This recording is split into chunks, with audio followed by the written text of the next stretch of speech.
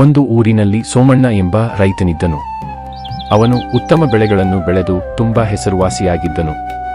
ಅವನ ರೀತಿ ಯಾರೂ ಸಹ ಊರಿನಲ್ಲಿ ವ್ಯವಸಾಯವನ್ನು ಮಾಡುತ್ತಿರಲಿಲ್ಲ. ಒಂದು ದಿನವೂ ಸಹ ಸಮಯವನ್ನು ವ್ಯರ್ಥ ಮಾಡದೆ ಕಷ್ಟಪಟ್ಟು ಹೊಲದಲ್ಲಿ ದುಡಿಯುತ್ತಿದ್ದನು. ಆದರೆ ಅವನಿಗೆ ಇಬ್ಬರು ಸೋಮಾರಿ ಮಕ್ಕಳಿದ್ದರು. ಅವರು ಯಾವುದೇ ಕೆಲಸವನ್ನು ಮಾಡದೆ ತನ್ನ ತಂದೆಯು ಮಾಡಿದ ಹೆಸರನ್ನು ಹಾಳು ಮಾಡುತ್ತಿದ್ದರು. ಸೋಮಣ್ಣನ ಮಕ್ಕಳ ಹೆಸರು ರಾಮು ಮತ್ತು ಶ್ಯಾಮು. ಪ್ರತಿದಿನವೂ ಸಹ ಸೋಮಾರಿಗಳ ಹಾಗೆ ಚೆನ್ನಾಗಿ ತಿನ್ನುವುದು, ನಿದ್ರೆ ಮಾಡುವುದು ಇವರ ಹವ್ಯಾಸವಾಗಿತ್ತು. ಮನೆ ಮುಂಭಾಗದ ಮರದ ಕೆಳಗೆ ಒಂದು ಹಾಸಿಗೆ ಇತ್ತು. ಆ ಹಾಸಿಗೆ ಮೇಲೆ ಒಬ್ಬರಾದ ನಂತರ ಮತ್ತೊಬ್ಬರಂತೆ ಸರದಿ ಸಾಲಿನಲ್ಲಿ ಮಲಗುವುದು ಇವರ ದಿನನಿತ್ಯದ ಕಾಯಕವಾಗಿತ್ತು. ಸೋಮಣ್ಣ ಕಷ್ಟಪಟ್ಟು ತನ್ನ ಹೊಲದಲ್ಲಿ ಕೆಲಸ ಮಾಡುತ್ತಿದ್ದನು. ಆದರೆ ರಾಮು ಮತ್ತು ಶ್ಯಾಮು ತನ್ನ ತಂದೆಯು ಹೊಲದಲ್ಲಿ ಕೆಲಸ ಮಾಡುವುದನ್ನು ನೋಡುತ್ತಾ ಕುಳಿತಿರುತ್ತಿದ್ದರು. ಇಬ್ಬರೂ ಸಹ ಕೆಲಸಕ್ಕೆ ಬಾರದವರ ರೀತಿಯಲ್ಲಿ ವರ್ತನೆ ಮಾಡುತ್ತಿರುತ್ತಾರೆ. ಸೋಮಣ್ಣನಿಗೂ ಸಹ ಕೋಪ ಬರುತ್ತಿರುತ್ತದೆ. ಇಷ್ಟೇ ಬೈದರೂ ಅವರು ತಲೆಗೆ ಹಾಕಿಕೊಳ್ಳುತ್ತಿರಲಿಲ್ಲ. ಸೋಮಣ್ಣ ತನ್ನ ಮಕ್ಕಳ ಸೋಮಾರಿತನವನ್ನು ನೋಡಿ ಸಹಿಸಲಾರದೆ ಅವರಿಗೆ ಮದುವೆ ಮಾಡಿದರೆ ಜವಾಬ್ದಾರಿ ಬರಬಹುದು ಎಂದು ರಾಮು ಮತ್ತು ಶ್ಯಾಮುವಿಗೆ ಪಕ್ಕದ ಊರಿನಲ್ಲಿ ಹುಡುಗಿಯರನ್ನು ಹುಡುಕಿ ಸರಳವಾಗಿ ಮದುವೆಯನ್ನು ಮಾಡಿದನು. ಸೋಮಣ್ಣನು ಇನ್ನು ಮುಂದೆಯಾದರೂ ನೀವು ನಿಮ್ಮ ಜವಾಬ್ದಾರಿಯನ್ನು ಅರಿತು ಬಾಳಿ ಬದುಕಿ ಎಂದು ಆಶೀರ್ವಾದವನ್ನು ಮಾಡಿದನು. ಹೀಗೆ ಸುಖಕರವಾಗಿ ಇದ್ದ ಸಂಸಾರದಲ್ಲಿ ಒಂದು ದಿನ ಇದ್ದಕ್ಕಿದ್ದಂತೆ ಸೋಮಣ್ಣನಿಗೆ ಆರೋಗ್ಯದಲ್ಲಿ ಏರುಪೇರಾಗುತ್ತದೆ. ಈ ಸುದ್ದಿಯನ್ನು ಕೇಳಿ ಊರಿನ ಜನರೆಲ್ಲರೂ ಸೋಮಣ್ಣನ ಮನೆ ಮುಂದೆ ಜಮಾಯಿಸುತ್ತಾರೆ. ಸೋಮಣ್ಣನು ಕೊನೆಯ ಉಸಿರನ್ನು ಎಳೆಯುವ ಮುಂಚೆ ತನ್ನ ಮಕ್ಕಳಿಗೆ, ಇನ್ನು ಮುಂದೆ ಆದರೂ ನಿಮ್ಮ ಸೋಮಾರಿತನವನ್ನು ಬಿಟ್ಟು ನೆಮ್ಮದಿಯಿಂದ ನಿಮ್ಮ ಹೆಂಡತಿಯರ ಜೊತೆಯಲ್ಲಿ ಜೀವನವನ್ನು ನಡೆಸಿ ಎಂದು ಹೇಳುತ್ತಾ ಕೊನೆಯುಸಿರೆಳೆಯುತ್ತಾನೆ. ಅಲ್ಲಿ ಬಂದಂತಹ ಜನರೆಲ್ಲ ಸೋಮಣ್ಣನ ಒಳ್ಳೆಯತನವನ್ನು ಪ್ರಶಂಸಿಸುತ್ತಾರೆ. ಸೋಮಣ್ಣನ ಮಕ್ಕಳಿಗೂ ಸಹ ಬುದ್ಧಿವಾದವನ್ನು ಹೇಳುತ್ತಾರೆ. ರಾಮು ಮತ್ತು ಶ್ಯಾಮು ಕೆಟ್ಟ ಮೇಲೆ ಬುದ್ಧಿ ಬಂದಿತು ಎಂಬಂತೆ ತನ್ನ ಹೆಂಡತಿಯರೊಂದಿಗೆ ಕಷ್ಟಪಟ್ಟು ಹೊಲದಲ್ಲಿ ದುಡಿಯುತ್ತಿದ್ದರು. ತಮ್ಮ ಸೋಮಾರಿತನವನ್ನು ಬದಿಗೊತ್ತಿ ಬೆಳಗ್ಗೆಯಿಂದ ಸಂಜೆವರೆಗೂ ತಮ್ಮ ಹೊಲದಲ್ಲಿ ಕೆಲಸವನ್ನು ಮಾಡುತ್ತಿದ್ದರು.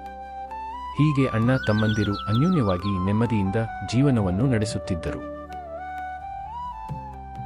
ತುಂಬಾ ಅನ್ಯೂನ್ಯತೆಯಿಂದ ಜೀವನವನ್ನು ನಡೆಸುತ್ತಿದ್ದ ಕುಟುಂಬದಲ್ಲಿ ಒಮ್ಮೆ ತಂದೆಯ ಆಸ್ತಿಯ ಮೇಲೆ ರಾಮು ಮತ್ತು ಶ್ಯಾಮು ಇಬ್ಬರಿಗೂ ಅತಿ ಆಸೆ ಉಂಟಾಯಿತು. ಆಸ್ತಿಯನ್ನು ಪಾಲು ಮಾಡಿಕೊಳ್ಳಲು ಪರಸ್ಪರ ಜಗಳವಾಡುತ್ತಿದ್ದರು.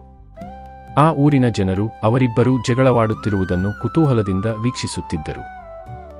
ರಾಮು ಮತ್ತು ಶ್ಯಾಮು ತಮ್ಮ ಜಗಳವನ್ನು ಇತ್ಯರ್ಥಗೊಳಿಸಿಕೊಳ್ಳಲು ಊರಿನ ಮಧ್ಯಭಾಗದಲ್ಲಿರುವ ಪಂಚಾಯಿತಿ ಕಟ್ಟೆಯ ಬಳಿ ಬರುತ್ತಾರೆ.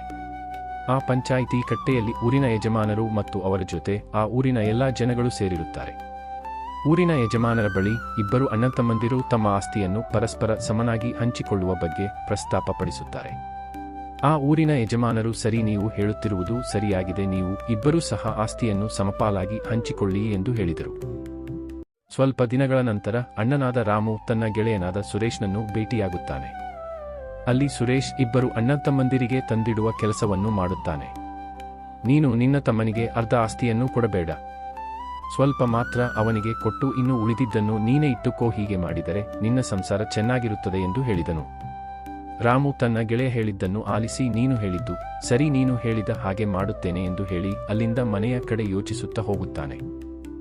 ರಾಮು ಮನೆಯ ಬಳಿ ಬಂದು ತನ್ನ ತಮ್ಮನನ್ನು ಕರೆಯುತ್ತಾನೆ. ಶ್ಯಾಮ್ ಬರುತ್ತಾನೆ. ನಮ್ಮ ತಂದೆಯವರು ಮಾಡಿರುವ ಆಸ್ತಿಯನ್ನು ಇಬ್ಬರೂ ಸಹ ಸಮಪಾಲನ್ನು ಹಂಚಿಕೊಳ್ಳೋಣ. ಮೊದಲು ನಮ್ಮ ಬಳಿ ಇರುವ ಒಂದು ಸೀಮೆ ಹಸುವನ್ನು ಇಬ್ಬರೂ ಸಹ ಸಮಪಾಲು ಮಾಡಿಕೊಳ್ಳೋಣ. ನೀನು ಹಸುವಿಗೆ ಹುಲ್ಲನ್ನು ತಂದು ಹಾಕು, ನೀರನ್ನು ಕುಡಿಸಿ ಅದನ್ನು ಆರೈಕೆ ಮಾಡು. ನಾನು ಹಾಲನ್ನು ಕರೆದುಕೊಂಡು ಡೈರಿಯಲ್ಲಿ ಮಾರಿ ಬರುತ್ತೇನೆ. ಶ್ಯಾಮ್ ಸ್ವಲ್ಪ ದಡ್ಡನಾದರಿಂದ ಅವನಿಗೆ ಏನೂ ತಿಳಿಯಲಿಲ್ಲ. ಸರಿ ಎಂದು ಒಪ್ಪಿಕೊಂಡನು. ಸ್ವಲ್ಪ ಸಮಯದ ನಂತರ ಮನೆಗೆ ಮರಳಿ ಬರುತ್ತಾರೆ. ರಾಮು ಶ್ಯಾಮ್ನನ್ನು ಕುರಿತು ಹೀಗೆ ಹೇಳುತ್ತಾನೆ, ತಂದೆಯವರು ಬಳಸುತ್ತಿದ್ದ ಈ ರಗ್ಗನ್ನು ನಾನು ರಾತ್ರಿ ಉಪಯೋಗಿಸುತ್ತೇನೆ, ನೀನು ಬೆಳಗ್ಗೆ ಅದನ್ನು ಉಪಯೋಗಿಸು ಎಂದು ಹೇಳುತ್ತಾನೆ. ಶ್ಯಾಮ್ ಅದಕ್ಕೆ ಒಪ್ಪಿ ಸರಿ ಎಂದು ಹೇಳುತ್ತಾನೆ. ಹೀಗೆ ಇಬ್ಬರೂ ಸಹ ತಂದೆ ಆಸ್ತಿಯನ್ನು ಸಮಪಾಲಾಗಿ ಹಂಚಿಕೊಳ್ಳುತ್ತಾರೆ. ಆದರೆ ತನ್ನ ಅಣ್ಣ ಮೋಸ ಮಾಡುತ್ತಿರುವುದು ಶ್ಯಾಮ್ಗೆ ತಿಳಿಯಲಿಲ್ಲ. ಮರುದಿನ ಹೊಲದ ಬಳಿ ಬರುತ್ತಾರೆ. ರಾಮು ಶ್ಯಾಮ್ನನ್ನು ಕುರಿತು, ಇದು ತಂದೆಯವರು ನೆಟ್ಟು ಬೆಳೆಸಿರುವ ಮಾವಿನ ಮರ, ಇದನ್ನು ಸಹ ಇಬ್ಬರೂ ಸಮಪಾಲನ್ನಾಗಿ ಹಂಚಿಕೊಳ್ಳೋಣ. ಈ ಮಾವಿನ ಮರಕ್ಕೆ ನೀರನ್ನು ಹಾಕಿ ಪೋಷಣೆಯನ್ನು ನೀನು ಮಾಡು, ನಾನು ಮಾವಿನ ಮರ ಬಿಟ್ಟಂತಹ ಹಣ್ಣುಗಳನ್ನು ಮಾರುಕಟ್ಟೆಗೆ ಕೊಂಡು ಮಾರಿ ಬರುತ್ತೇನೆ ಎಂದನು.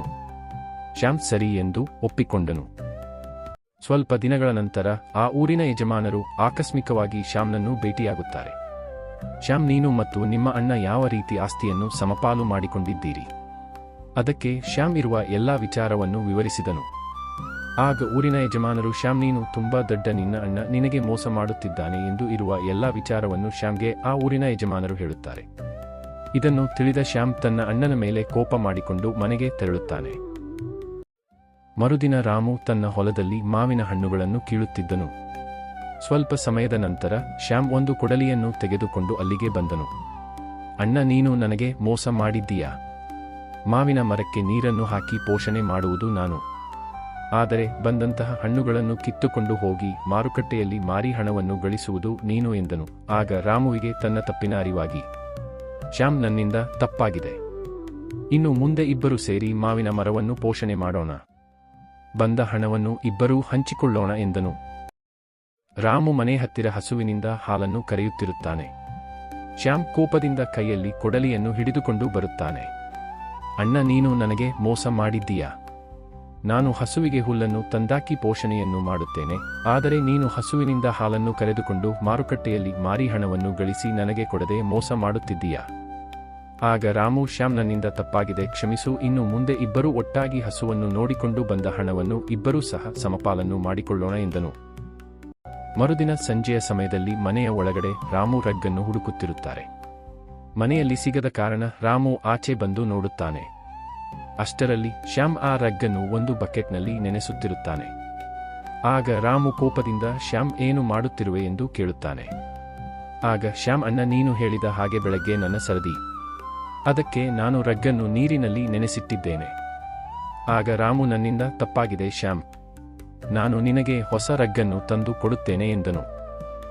ಹೀಗೆ ಸೋಮಣ್ಣನ ಮಕ್ಕಳಿಗೆ ತಮ್ಮ ತಪ್ಪಿನ ಅರಿವಾಗಿ ಅವರ ಹೆಂಡತಿಯರೊಂದಿಗೆ ಸುಖಕರವಾಗಿ ಜೀವನವನ್ನು ನಡೆಸುತ್ತಿದ್ದರು.